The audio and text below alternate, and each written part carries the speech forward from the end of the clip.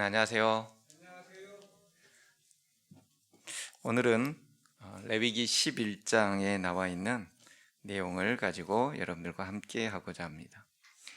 레위기 11장은 우리가 너무나도 잘 알고 있다시피 음식물, 특별히 이스라엘 백성들에게 부정하고 정한 그런 규정에 따라서 준 레위기 음식물 규정인데요. 왜 주셨는지 음식물과 거룩에 대한 말씀으로 여러분들과 함께 하고자 합니다. 제가 홀수절을 읽으면 여러분들께서는 각 집에서나 앉아 계신 곳에서 너무 크지 않은 소리로 짝수절을 읽어주시면 감사하겠습니다. 레위기 11장 1절로부터 일단 15절까지만 읽도록 하겠습니다. 제가 홀수절 먼저 읽겠습니다. 여호와께서 모세와 아론에게 말씀하여 이르시되 이스라엘 자손에게 말하여 이르라.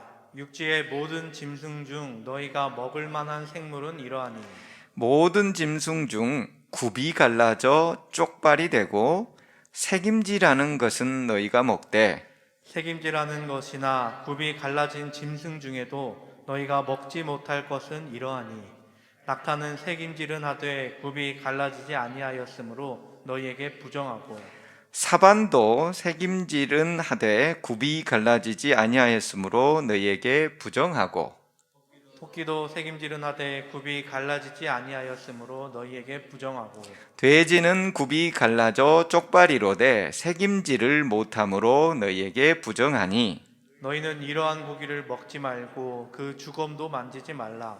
이것들은 너희에게 부정하니라. 물에 있는 모든 것 중에서 너희가 먹을 만한 것은 이것이니 강과 바다와 다른 물에 있는 모든 것 중에서 지느러미와 비늘 있는 것은 너희가 먹되 물에서 움직이는 모든 것과 물에서 사는 모든 것, 곧 강과 바다에 있는 것으로서 지느러미와 비늘 없는 모든 것은 너희에게 가증한 것이라.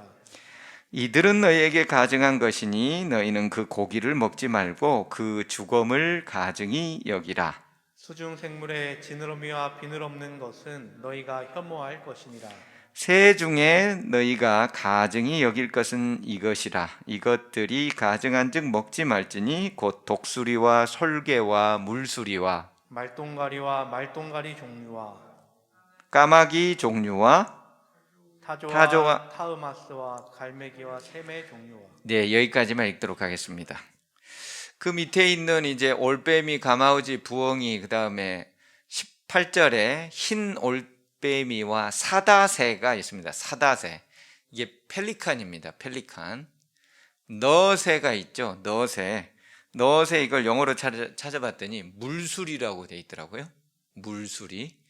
그 다음에 그 밑에 19절에 황새와 백로 종류와 오디새가 있죠. 오디새. 오디새가 여러분들 혹시 후투티라는 새로 머리 뒤 앞뒤로 이렇게 깃털이 이렇게 마치 망치처럼 나와 있는 아주 예쁘고 정말 아름다운 새가 있는데 그런 새 종류입니다. 자, 어쨌든 뭐 여기에 이제 몇 가지가 더 있는데요. 중요한 것은 44절, 45절입니다. 우리 44절, 45절은 다 함께 읽어보도록 하겠습니다. 레위기 11장 전체의 핵심이 44절과 45절입니다. 시작. 나는 여호와 너희의 하나님이라. 내가 거룩하니 너희도 몸을 구별하여 거룩하게 하고 땅에 기는 길짐승으로 말미암아 스스로 더럽히지 말라. 나는 너희의 하나님이 되려고 너희를 애굽 땅에서 인도하여 낸 여호와라. 내가 거룩하니 너희도 거룩할지어다. 이게 레위기서의 음식물 규정을 주신 이유, 그리고 레위기서를 주신 이유, 그리고 이스라엘 백성을 구원해 내신 이유, 우리를 창조하신 이유, 이게 성경 전체의 주제라고 해도 과언이 아닙니다. 하나님이 우리를 거룩한 백성이 되라고 우리를 따로 불러내셨어요. 그렇기 때문에 거룩이라는 단어는 구별이라는 말입니다. 세상 것, 세속적인 것으로부터 구별되어 있다는 말이죠. 그래서 구별된 백성이 구별되게 먹는 것도. 여기에 있는 규정들 몇 가지 보면은 포유류 중에서는 정결한 동물은 굽이 갈라지고 되새김질을 하는 이 두 가지 것이 동시에 돼야 됩니다. 둘 중에 하나만 되면 하나님이 부정해서 너희들 먹지 말라고 하셨어요. 두 번째, 조류는 이름을 딱 써놨죠. 주로 이제 그 맹금류 이런 종류들이 고요. 파충류는 모두 다 부정한 거고요. 어류는 지느러미와 비늘 이 두 가지 것이 반드시 있어야 됩니다. 곤충은 날개가 있대 뛰는 다리가 있어서 메뚜기처럼 뛰는 뒷다리가 있어서 되어 있는 것을 식물로 주셨습니다. 뭐 이렇게 말씀하면 대부분 다 알고 계시니까 뭐가 부정한지 뭐가 정결한지는 대충 아실 것입니다. 근데 우리가 그 휘발유차가 있고 경유차가 있는데 휘발유차에다가 저렴한 경유를 넣으면 어떻게 되죠? 왜 안 되죠? 저렴하고 훨씬 더 좋지 않나요? 왜 엔진이 파괴되죠? 안 맞으니까. 하나님께서는 우리 사람을 창조하실 때 자동차로 치자면 최고급 휘발유를 넣도록 되어 있어요. 그런데 사람들이 뭘 자꾸 끼워 넣는 거예요? 경유, 벙커시유, 나중에는 뭐도 끼워 넣어요? 돼지 기름 이런 걸 다 집어 넣어가지고 돌려가려고 하는 거예요. 그럼 어떻게 되겠어요? 엔진이 망가지게 되는 거죠. 엔진이 망가지게 돼요. 우리의 심장이 망가지고 우리의 뇌가 망가지고, 그래서 뇌가 망가지면 광우병 비슷한 그렇게 되는 거예요. 그래서 하나님께서 우리를 창조하실 때는 가장 좋은 음식물들을 사실은 주셨었죠. 그래서 나는 내가 거룩하니 너희도 거룩할지니라 라고 말씀하시면서 거룩한 백성이 먹어야 될 음식물들을 계속해서 말씀해 주시는데요. 근데 보니까는 이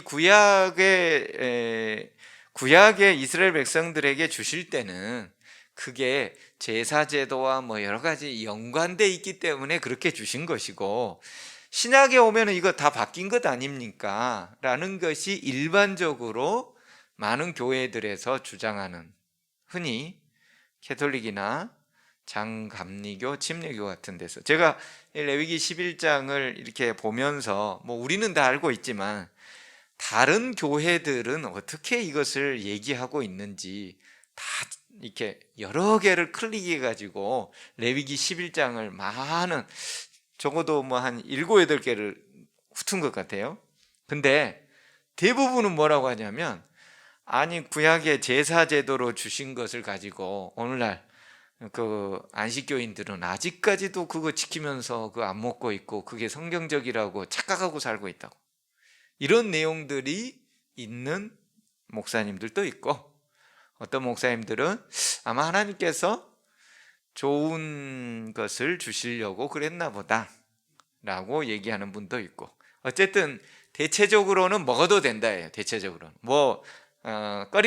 꺼리낄 것이 없다 그러면서 몇 가지 신약의 성경절을 주시는데 그게 사도행전 15장에 나와 있는 내용이에요. 그러므로 내 의견에는, 사도행전 15장 19절부터 21절이에요. 내 의견에는 이방인 중에서 하나님께로 돌아오는 자들을 괴롭게 하지 말고 다만 우상의 더러운 것, 음행, 목매어 죽인 것과 피를 멀리하라고 편지하는 것이 옳겠다. 이는 예로부터 각성의 모세를 전하는 자가 있어 안식일마다 회상에서 그 글을 읽음이라 하더라. 사도행전 15장은 예루살렘 총회입니다. 이때 많은 사도들의 전도로 말미암아서 그리스도인들이, 이방인, 유대인들이 아닌 이방인들이 막 들어오는데 그 많은 사람들을 이렇게 막 가르치고 어쩌고 하고 해야 되는 데 있어서 가장 큰 걸림돌이 그 당시까지도 뭐였냐면은 할례예요. 유대인이 되기 위해서는 뭐부터 먼저 받아야 된다? 할례부터 받아야 그들이 유대인 되고 그리고 나서 그리스도인 되어야 된다. 이게 법칙이다. 그 오래된 관념 속에서, 관례 속에서 그렇게 생각하고 있는 거예요. 근데 그 이제 15장에 다 토의를 하고 난 다음에 그 다음에 사도 바울이라든지 베드로라든지 이런 사도들 다 얘기를 듣고 나서 사도 야고보가 이제 얘기를 하는 거죠. 괴롭게 하지 말아라. 이방인들. 그 괴롭게 하지 말라는 건 뭐예요? 할례까지 받고 그리스도인이 되라고 괴롭게 하지 말라는 거예요. 이게 괴롭게 하지 말라는 것은 이 할례를 완전히 받고서 그 다음에 그리스도인이 되도록 하는 그런 괴롭게 하지 말라는 거고, 두 번째, 우상에 더러운 것, 그러니까 우상숭배, 음행. 그 당시에 2000년 전에 이 사도행전에 보면은 그 고린도 지역이라든지 주로 대도시에는 그 신전이 많이 있었고, 신전의 대부분은 그 여자 사제와의 어떤 그 매음 행위, 그런 것들이 일반적인 상황이었어요. 그렇기 때문에 그런 것들 하지 말라는 거. 그 다음에 목매어 죽인 것과 피를 멀리하여 먹지 말라는 것. 왜 목매어 죽인 것과 피를 멀리하라고 했을까요? 네, 피를 생명이니까 성경에서 먹지 말라고 했고, 왜 목매어 죽인 것은요? 보통 그 제사장들이나 레위인들 중에는 양을 잡을 때 전문 독축가들이 있습니다. 그래서 어느 부분을 이렇게 찔러야 된다고 알려줘요. 그리고 때로는 매일 상번제를 드리지 않습니까? 아침하고 저녁에 번제를 매일 드리는 것을 상번제라고 하는데, 번제를 드릴 때에 전문 도축하는 이제 제사장이 있는 거예요. 단번에 찌르면 되죠. 거기를 찌르면 단번에 죽고, 그리고 피가 다 쏟아냅니다. 그 피를 받아서 제단에다가 뿌리게 돼 있잖아요. 근데 목매어 죽이면 어떻게 되는 거예요? 피가 나오질 않는 거예요. 그래서 피채 먹게 되는 거예요. 그래서 그거 하지 말라는 거예요. 근데 이제 이것을 보고서, 야, 봐라, 이런 거 빼놓고 다 먹어도 되는 거 아니냐, 이렇게 보통 얘기해. 피 먹지 말고 그냥 목매어 준 거 이런 거 빼고 그러면 다 먹어도 되는 건데 왜 굳이 뭐 레위기 11장 이런 거 뭐 지키라고 하느냐 라고 말하는데, 그 밑에 답이 나와 있어요. 왜 그것만 강조해도 되겠느냐라는 것에 그 밑에 굵은 글씨로, 이는 예전부터 각 성에서, 모든 성에서 모세를 전하는 자가 있어 안식일마다 회당해서 그 모세 오경을 읽는다는 거예요. 모세 오경에 뭐가 들어있어요? 레위기 11장이 들어있잖아요. 그래서 각 성에서 안식일마다 모세 오경을 읽고 율례와 법도와 음식물에 관한 규정과 이런 것들을 매 안식일마다 다 읽으니까 그걸 또 강조할 필요가 없으니, 우상숭배, 음행, 목매어 죽인 거, 피 먹지 마, 요것만 강조해도 이미 그들은 모세 오경과 관련하여 다 알고 있으니까 더 이상 그런 모세 오경과 관련된 부분은 강조하지 않아도 되는 것이다 라는 표현이 그 밑에 들어있는 거예요. 이 말이 막 다 먹어도 된다는 말이 아니고, 이 말은요, 여러 가지 클릭한 것 중에서 그 샤론 장로교의 그 목사님 한 분이 이걸 이렇게 얘기를 하더라고요. 그분이 또 있어요. 신약에 오해받는 구절이. 우리가 잘 아는 사도행전 10장에는 베드로가 배고플 때 환상 중에 하늘에서 보자기에 쌓아져 있는 각종 네발당님 기어다니는 부정한 짐승들이 내려왔을 때 주께서 뭐라고 그래요? 잡아먹으라고 그래요. 근데 이걸 가지고서 어떤 교회에서는 이거 다 먹어도 되는 거다, 하나님이 다 여호와께서 정하게 깨끗하게 하신 것을 네가 부정하다고 하지 말라라고 얘기해 주는데, 전체 문맥을 보면 뭐예요? 이방인들을 부정한 짐승 취급하지 말라, 그러면서 고넬료 사건이 나오잖아요. 그러니까 전체 문맥을 살펴보면 그 내용이 이방인에 대한 것을 마치 부정한 짐승, 개, 돼지 취급을 했으니까 그렇게 하지 말라고 얘기한 거예요. 왜냐하면 그 이후로도 베드로가 그래서 부정한 짐승을 맛있게 먹었더라라는 내용이 전혀 없고 고넬료와 그 집안 이방인들이 구원받는 얘기니까 뭐 이것 정도는 문맥을 다 파악하고 얘기하면 서로 설득이 됩니다. 근데 고린도전서 10장 25절 무릇 시장에서 파는 것은 양심에 꺼리낌 없이 먹어라. 그래, 시장에서 파는 것은 사도 바울도 다 양심에 꺼리낌 없이 다 먹으라고 했는데 저거 구약에 매달려 있어가지고 말이지, 율법주의에 매달려 있어가지고 이거 너무나 안타깝다고 하면서 본인들은 시장에서 파는 거 가져다 맛있게 먹고 있더란 말이죠. 그 당시에 이 고린도 지역이나 이런 데는 그 아프로디테 신전이 있는데 그 신전에는 여사제가 보통 1000명이 넘습니다. 여러분 2000년 전이에요. 우리나라 50년대 60년대만 할지라도 저기 청량리 588 뭐 미아리고 뭐 그런 데가 다 뭐예요? 전부 그런 장소인데 2000년 전에 어떻게 했어요? 예. 그 아프로디테 신전에다가 사람들이 보통 어떻게 하냐면 양 한 마리가 제사를 지내고 거기에서 여사제와 동침하는 것이 그게 한 마리 바치고 일반적인.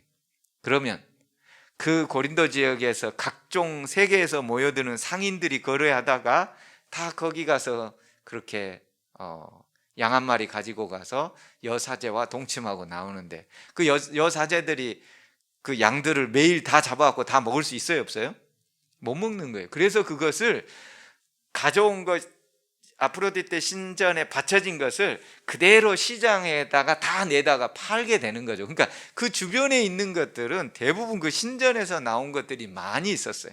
근데 그런 것에 대하여 신에게 바쳐졌기 때문에 꺼림직해서 먹지 못하거나 그렇게 굳이 생각할 필요는 없을 것 같다라는 표현이에요. 물론 여기에 있는 것들도 고고학적으로 살펴보면 양이라는 거예요. 돼지가 아니고 양이라는 거예요. 일반적으로 그런 표현들이 있고, 그 다음에 디모데전서 4장 보면은 음식물은 하나님께서 지으신 바니 하나님께서 지으신 모든 것이 선한데 감사함으로 받으면 버릴 것이 없다. 그러니 하나님이 지으신 모든 것들을 감사함으로 먹으면 모든 것이 가하지 않느냐라고 얘기를 하는데, 사도 바울이나 유대인에게 있어서 음식은 어떤 것이 음식일까요? 네? 레위기 11장에 나와 있는 정한 것이 음식입니다. 네, 게, 돼지나 새우, 오징어, 문어 이런 것들은 아예 음식에 그들에게 취급하지도 않아요. 그렇기 때문에 여기에 문맥들을 보면은 음식은 식물이라고, 예전 성경에는 식물이라고 나와 있는데 지금은 음식물이라고 나와 있는데, 음식물이라는 것은 레위기 11장에 정해져 있는 그런 것을 의미하는 것이지 하나님이 주신 거 모두 다 먹는다. 대부분 아무거나 먹는 사람들은 이 성경 구절을 그렇게 해석해요. 하나님이 주신 거 다 먹어도 된다. 근데 성경 문맥이나 전체적인 내용들, 그 다음에 사도 바울이 가지고 있었던 그 당시의 기본적인 개념, 유대인들이 생각하고 있는 기본적인 개념은 음식하면 레위기 11장에 나와 있는 흔히 얘기하는 유대인식으로 하면 코셔. 그 미국에도 가면 코셔 레스토랑이 있어요. 유대인들이 먹을 수 있는 그 레위기 11장의 규정에 맞는 음식만 판매합니다라는 뜻으로. 자, 이런 구절들은 이렇게 문맥을 다 살펴보면 오해할 것이 별로 없는데 굳이 먹고자 하는 사람들은 이것을 그렇게 자의적으로 해석하는 경향이 있더라. 칠일병사 284쪽에는 이렇게 되어 있습니다. 태초에 인간에게 지정된 식물에는 육식이 포함되지 않았다. 홍수 후 지상의 모든 초목이 멸절될 때까지 인간은 육식의 허락을 받지 않았다. 에덴 동산에서 인간의 음식물을 선택하실 때에 하나님께서는 무엇이 가장 좋은 음식물인가를 보여주셨는데, 이스라엘을 위해서도 식물을 선택할 때 같은 교훈을 주셨다. 에덴 동산에서의 음식물의 법칙과 이스라엘 백성들에게 음식물의 법칙도 사실은 똑같다는 거예요. 왜 그런가? 그 다음 장에 이렇게 나와 있어요. 하나님께서는 그들에게 이 목적에 가장 적합한 식물을 공급하셨는데 곧 육식이 아니라 만나, 하늘의 양식이었어요. 여러분, 이스라엘 백성들에게 레위기 11장에 정결한 음식 너희들 먹어도 된다라고 처음부터 말씀하신 것이 아니었다고요. 처음에는 뭘 줬어요?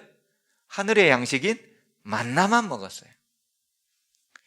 이스라엘 백성에게 육식이 허락되어진 것은 그들이 애굽의 고기 가마를 사모하여 불만과 불평하는 이유 때문이었으나 이것은 다만 잠깐 동안 뿐이었다. 근데 그 잠깐 동안에 육식으로 인하여 그들은 그 결과 수많은 사람들에게 질병과 죽음을 가져왔다는 거예요. 그럼에도 불구하고 고기 없는 식사로 제한하는 것이 전혀 달갑게 받아들여지지 않았다. 이 육식의 제한이 음으로 양으로 불만과 불평의 원인이 되었기 때문에 육식을 완전히 제한하는 것이 영구적인 규례가 되지 못했다는 거예요. 레위기 11장도 하나님께서 백성들이 불만과 불평으로 계속해서 반역으로 이어지는 그 모든 것들을 하도 끝까지 그렇게 가는 것 때문에 어쩔 수 없이 주어졌다는 것을 영감의 글에서는 알려주고 있습니다. 네. 네, 맞습니다. 예.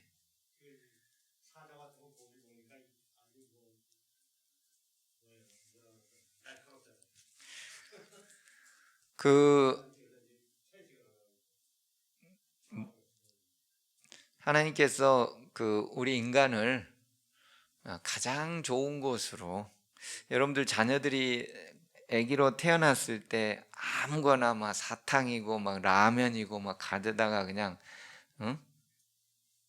첫 달, 둘째 달 돼서 막 먹여요? 아니면은 가장 좋고 가장 건강에 좋은 것들로만 먹이기를 원해요? 하나님이 사랑의 하나님이신데 우리 인간에게 가장 좋은 것들로 먹이길 원하셨을 때 그것은 육식이 허락되지 않은 거였다는 것이죠. 나는 너희 하나님 되려고 너희를 애굽 땅에서 인도해낸 여호와니 내가 거룩하니 너희도 거룩할지어다. 그런 의미에서 하나님께서는 제한하신 거예요. 육식은 어쩔 수 없이 하나님께서 허락하셨는데, 식인성, 즉 먹는 것으로 인하여 질병과 증상들이 오는데요, 고기를 많이 먹었을 때 과잉행동, 행동항진증, 혈액 탁해지고 동맥경화, 고혈압, 뇌졸중 증가, 각종 암 증가, 광우병과 산발성 치매 증가. 이 광우병과 산발성 치매는 상당히 연관이 깊다고 합니다.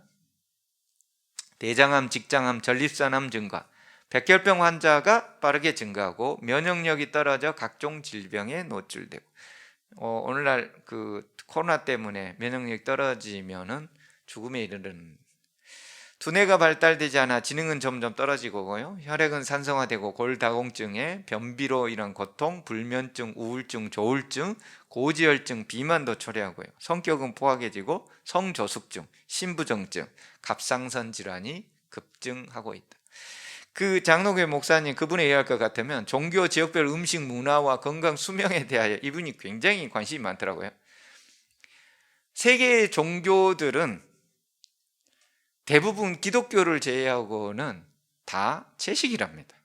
힌두교, 불교, 자이나교, 시크교 전부 인도에서 나왔는데 다 채식이에요. 이슬람교, 유대교, 몰몬교, 구별주의, 즉 레위기 11장에 있는 이런 음식을 먹는 데를 구별주의라고 했습니다.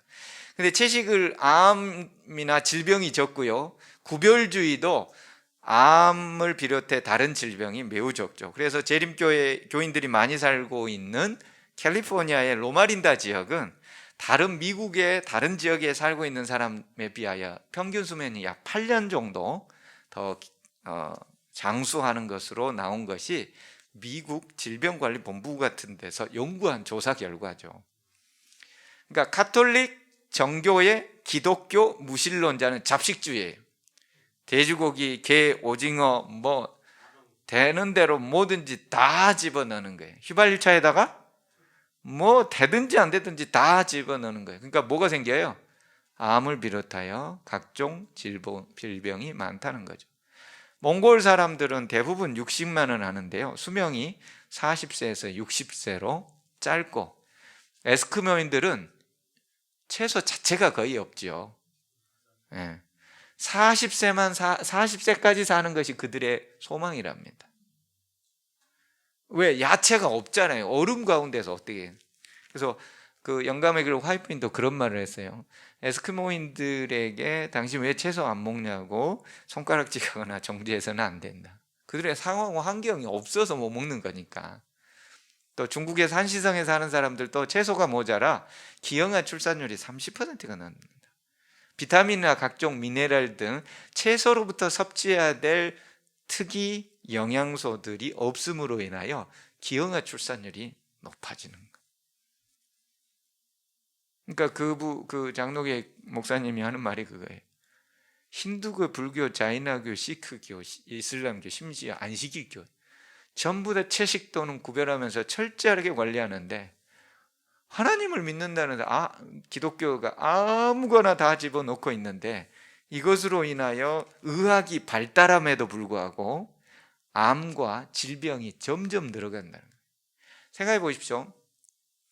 우리나라 10년대, 20년대에 비하여 훨씬 우리는 좋은 환경과 또 위생적인 상황에서 살아갑니다.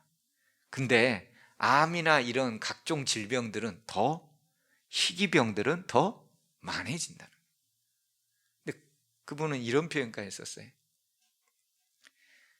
힌두교, 불교, 자이나교, 시크교. 이 자이나교나 시크교는 아직도 있습니다. 인도 옆 나라나 인도에서 다 나오는 그런 종교들인데, 이슬람교도 마찬가지고 유대교도 마찬가지고, 이런 데는 동성연애자가 거의 없답니다. 동성연애자는 어디가 있냐? 기독교가 많은 국가에서 나온답니다. 하나님 열심히 믿었는데 동성연애자가 나오는 거예요. 하나님 열심히 믿었는데 성의 정체성이 육신적으로, 정신적으로 없어져 가는 사람이 나오는 거예요. 왜 하나님께서 구별을 해주셨는가? 생각해 보십시오. 유럽, 미국, 동성애가 판을 치잖아요. 다 무슨 국가들이에요? 기독교 국가들, 가톨릭, 기독교.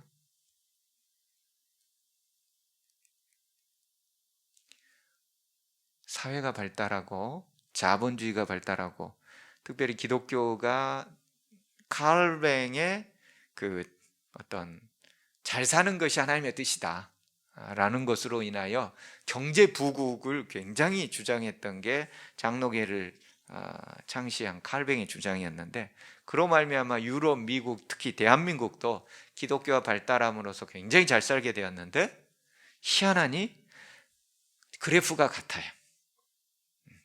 잘 사는 것과 기독교와 그리고 동성 연애가.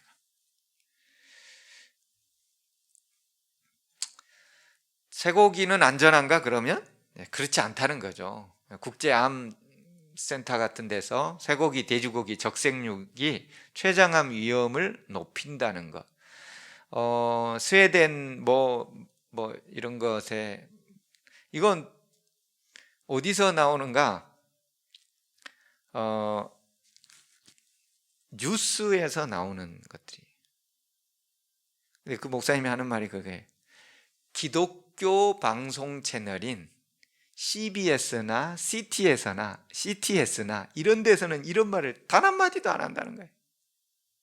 어디서 얘기하냐? MBC, KBS, SBS 같은 연합뉴스 같은 조선일보 같은 이런 데서 얘기를 하고 있다는 거예요. 재림교회 방송에서도 하는데, 어쨌든 소세지 먹으면 암이 점점 많아진다는 건 육류의 소비 양과 암 발생 양을 딱 비교해 보면, 그래프를 비교해 보면 정확히 일치한다. 그래프가. 그래서 육류 1인당 하루 육류 소비량이 280g쯤 되는 미국인은 대장암 발생률이 10만 명당 40명 정도인데, 1인당 하루 육류 소비량이 40g 미만이었던 일본인들은 대장암 발생률이 10만 명당 8명에 불과했다는 거죠. 이게 1975년도 기준. 근데 일본에서도 점점 서구화되고 먹는 것들이 육식화됨에 따라서 20년 동안 또 연구했더니 대장암 그래프가 쭉 올라가는 거예요. 육식과 연관돼서. 그래서 지금까지 이루어진 거 보면 과다한 육류 섭취는 고지방식에다가 그로 말미암아서 질병이 증가하더라. 그럼 바다는 안전할까요? 아까 보니까는 지느러미와 비늘이 있는 거 먹으면 안전할까요? 비닐봉지 한 장이 분해되면 175만 개의 미세 플라스틱이 생산됩니다. 이건 과학자들이 해놓은 거예요. 여러분들 비닐봉지 시장 갔다 오면 뭐에다 담아와요? 비닐봉지에다 다 담아오죠. 근데 그거 어디 갔어요? 다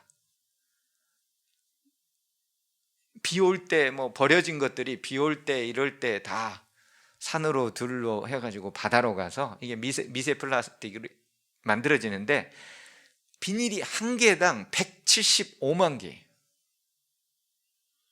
그래서 제가 예전에도 쓰레기섬 이런 얘기들을 했잖아요. 그게 다 어디로 가요? 바다로 가서 분해주고 물고기들이 먹고, 그 물고기들 먹은 것 중에서 저기 오른쪽에 보면은 주로 뭐가 많이 먹어요? 새우, 게, 그 다음에 조개류. 왜 이걸 그려놨을까요? 이건 송파 구청 홈페이지에서 제가 가져온 그림입니다. 왜 그래요? 이 바다의 청소부들이에요. 새우, 게, 조개가 바다에 있는 모든 그 지저분한 뻘이나 모래나 이런 것들에 있는 영양분들을 다 먹는데, 여기에서 미세 플라스틱과 각종 중금속들을 이들이 먹는 거예요. 그래서 얘네들은 중금속을 조금 중화시키기 위해서 콜레스테롤이 아마 많이 들어있는 것 같아요. 근데 그게 사람들은 맛있다고 하나님께서 먹지 말라고 했던 것에. 네, 네, 맞습니다.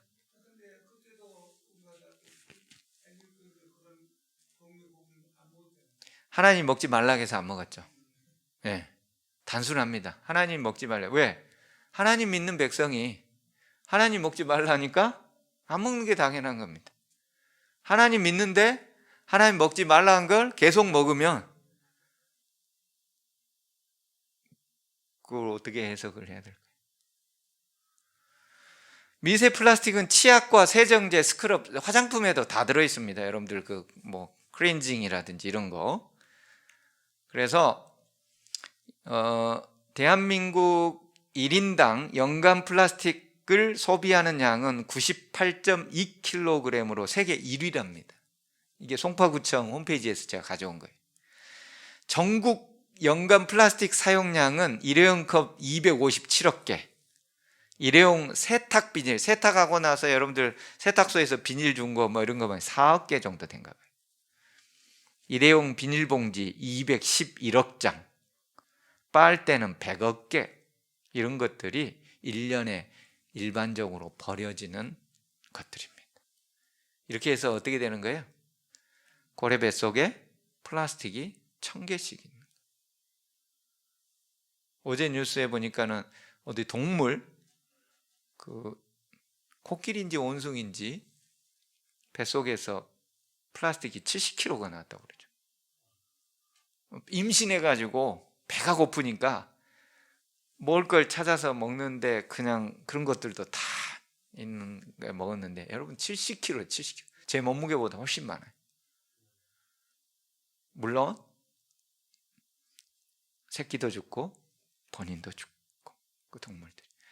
동물들이 뭘 외치고 있어요? 못 살겠다고. 성경에 그랬잖아요. 미물들이 예수님이 다시 빨리 오셔서 이 모든 것들을 새롭게 시작해 주지 않으면 안 되는 시기로 점점 하고 있어요. 내가 거룩하니 너희도 거룩하라. 이 레위기 11장이. 여러분 차코의 눈물이라고 혹시 들어보셨습니까? 2015년도 MBC 신비한 TV 서프라이즈에서는 일요일 방송 시간대 차코의 눈물이라는 것을 방영을 하게 됩니다. 한 외신 기자가 아르헨티나의 차코라는 지역을 갔는데 한 아이가 저렇게 온몸에 점이 있고 그 점마다 검은 그 머리카락, 털들이 엄청 길게 자라 있는 거예요. 온 전신이. 희한해서 찍고 또 찍어가지고 이것을 이제 신문에다가 보도하게 되고 그래서 대대적인 역학조사가 이루어지게 되었던 것이죠. 그 차코에 있는 아이들은 기형아 출산율이 30%가 넘어요. 각종 암으로 죽어가는 비율이 세계 최고입니다. 도저히 안 되겠어서 이제 아르헨티나와 여러 가지 그 과학자들과 의학자들 모여가지고 역학조사를 했더니 원인은 RR 콩이라고 불리는 유전자 조작 콩이 문제였어요. 이것은 미국의 몬산토라는 세계적인 그 농업회사에서 유전자 조작을 해가지고 콩을 이제 배출하죠. 옥수수 콩이 이제 주로 대량 생산되는데 아르헨티나는 곡물 수출 중에서 콩이 차지하는 비율이 50%고 세계의 제3위 콩 생산 국가입니다. 그리고 수출 국가예요. 그러다 보니까 이 차코라는 지역은 굉장히 땅이 척박한 동네인데 이 몬산토에서 그 이렇게 만들어 놓은 저 콩을 그 유전자 조작 콩을 심었더니 수익이 막 증대되는 거예요. 수익이 증대되니까 근데 이제 시간이 가면서 무슨 문제가 발생했냐면 농약을 뿌리다 보니까는 잡초들도 농약에 내성이 생기는 거예요. 잡초들도 농약에 내성이 생기다 보니까 콩 생산량이 확 줄어드는 거죠. 그래서 이제 몬산토가 계속해서 다시 연구를 한 거죠.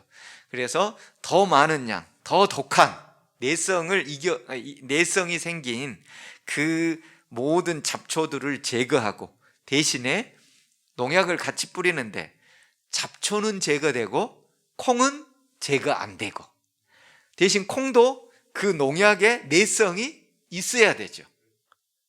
그잖아요? 콩이 농약의 제초제의 내성이 있어야 되고 다른 작물들이나 다른 잡초들은 없어져야 되는 거예요. 그러니까 그 농약을 뿌리게 되면은 잡초는 완전히 제거되고 옥수수나 콩은 그대로 있는 거예요. 그러니 잡초가 없으니까 저것들은 무럭무럭 자라게 되고 영양분을 다 자기들끼리만 독식해서 빨아먹으니까 수확이 그렇게 많이 날 수가 없는 거예요. 근데 문제는 더 독한 농약을 뿌리는데 대단위로 자본주의죠. 대단위로 뿌리다 보니까 비행기로 막 뿌리는 거예요. 임산부들 또는 어린아이들 밖에서 놀고 있는데 여러분 그 아르헨티나나 이런 나라들이 뭐 엄청 잘 사는 동네도 아니잖아요. 시골에서 이렇게 놀고 있는데 하늘은 분명히 맑은데 가끔 비 같은 것들이 가끔 쏟아지는 거예요. 뭐가 쏟아졌어요? 농약이 쏟아진 거예요. 그걸 모르고 임신부나 애들 이렇게 하다 보니까 점점 이렇게 돼서 제초제가 증가하고 잡초의 내성 때문에 이렇게 됐고 2008년도에 조사를 해보니까 10년 전에 비하여 23만 톤이라는 이게 허비사이드가 제초제입니다. 제초제를 허비사이드라고 하는데 여러분 농약 중에서도 제초제가 제일 강하잖아요. 다른 농약은 먹어도 빨리 이렇게 해독제를 투여하고 몸에 하면은 살 가능성이 매우 높지만 제초제를 먹으면 살 가능성이 거의 없습니다. 제초제를 먹는 순간 모든 장기를 다 녹여버려요. 근데 그게 10배 이상으로 급증해 가지고 거기에 있는 사람들이 이렇게 죽어가고 있었던 것입니다. 콩도 안전하지가 않아요. 우리가 먹는 거 어떻게 해야 되겠어요? 유기농 먹어야 돼요. 집 좋은 거 살 것이 아니고, 자동차 좋은 거 살 것이 아니고, 먹는 것을 좋은 걸 사야 돼요. 이제는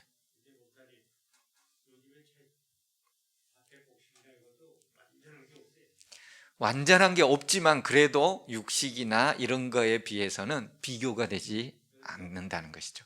뿐만 아니라 이제 유전자 저작 콩이, 여러분 더 놀라운 건 우리나라에서도 지금 유전자 저작 콩과 벼와 모든 것들을 농림수산부에서 이미 다 다 갖춰놨어요.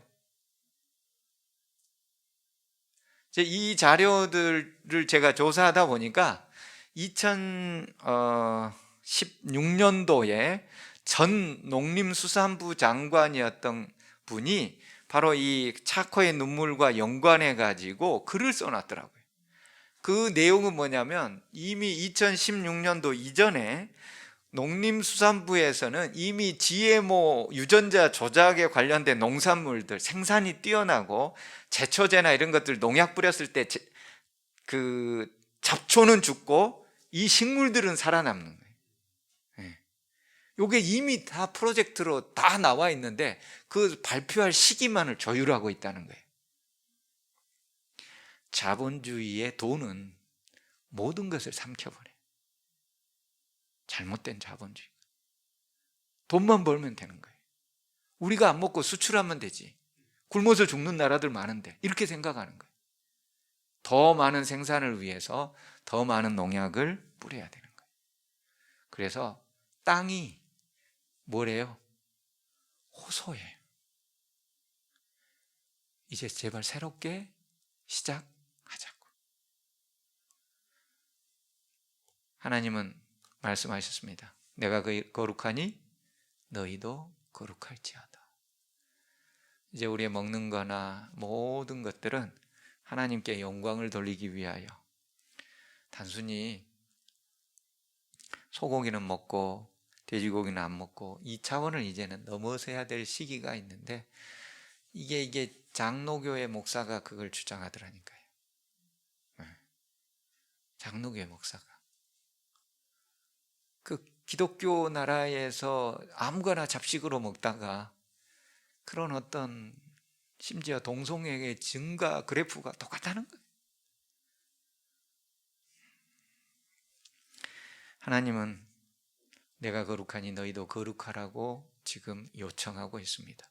세상은 점점 마지막을 향하여 쏜살같이 달려가고 있고 우리가 생각하는 것보다 훨씬 빠르게 예수님의 재림이 가까이 이르러 왔음을 세상의 많은 지표들이 우리에게 호소하고 있다는 것을 레위기 11장을 통하여 오늘 자료들을 조사해 보면서 저도 느끼게 됩니다. 내가 거룩하니 너희도 거룩할지어다. 우리가 성경 한 구절 한 구절 읽을 때마다 거룩한 백성으로 거듭나기 위하여 모든 것 하나님께 영광 돌리기 위해 우리의 생각, 먹는 것, 언행 다 잘 가꾸는 우리 모든 삼패 가족 되기를 간절히 바랍니다.